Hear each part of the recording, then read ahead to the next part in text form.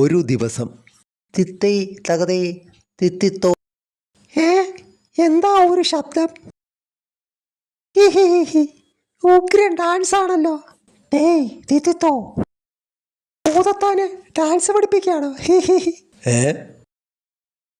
തിത്തോ തകതോ. അയ്യോ, ഇതെന്താ? ഡാൻസ് കളിച്ചോ, ഇല്ലെങ്കിൽ ഇവന് ദേഷ്യം വരും. ഞാനോ ഈ പ്രായത്തിലോ? പിന്നെ ഇടി. അമ്മോ, ഡാൻസ് കളിക്കാത്തവരെ ഇടിക്കുന്ന ഭൂതമാ. എന്റെ അമ്മേ, കളിക്കാം കളിക്കാം. തകതിനിതോ, നിങ്ങളാണോ ഈ ഭൂതത്തിന്റെ ഉടമസ്ഥൻ? അതെ, പേര് തിത്തോൻ, ഇവൻ തകതോൻ. ഇവനെ കൊണ്ടു നടക്കുന്നത് ഞാനാ. അമ്മേ, എങ്കിൽ താൻ ഡാൻസ് ചെയ്ത് മടുക്കുമല്ലോ. ഇത് ഞാൻ വ്യായാമം പോലെ ചെയ്യുന്നതാ, തളർന്നാൽ നിർത്തും. നിർത്തിയാൽ ഇവൻ ഇടിക്കില്ലേ? അതിന് വഴിയുണ്ട്. ഈ തൊപ്പി അങ്ങ് വെച്ചു കൊടുക്കും.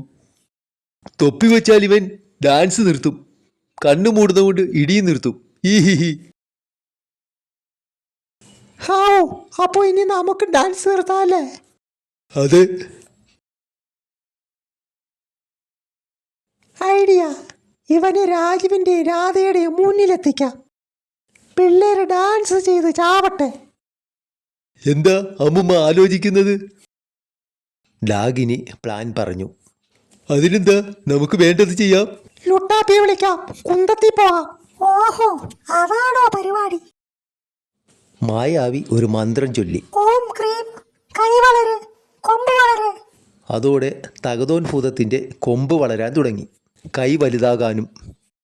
തിത്തോനും ഡാഗിനിയും ഇത് ശ്രദ്ധിച്ചില്ല.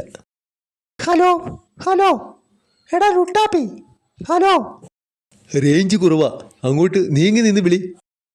ഡാൻസ് ചെയ്ത് നിൽക്കുന്ന ഡാഗിനിയും തിത്തോനെയും തകതോൻ കണ്ടതോടെ, അമ്മേ, എന്തൊരടി? തിത്തിത്തോം, ഡാൻസ് ചെയ്തോ, വേറെ വഴിയില്ല. അയ്യോ, ഡാൻസോ? എഴുന്നേക്കാൻ പോലും വയ്യേ.